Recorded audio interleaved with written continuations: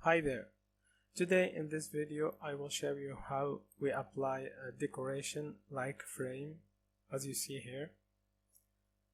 First we need to start working on a square as you see here.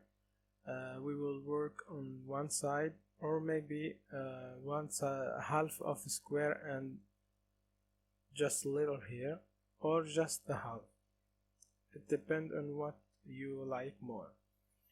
In this example I just work on just one side and I flip it, and the second unit I need to split this square to half from corner till we have a triangle, and we work on that triangle, and we do the same, flip the next one or copy till you have this one. This is from the square and this is from the triangle. We will use this on the corner, and the other thing we will use this one as you see here.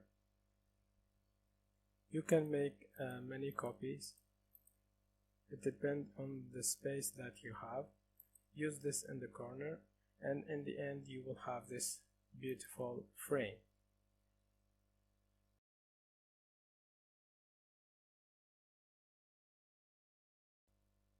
And here I work on the same frame, but in this time I used a frame for the unit itself, and both sides, even in the corner, to create this beautiful decoration.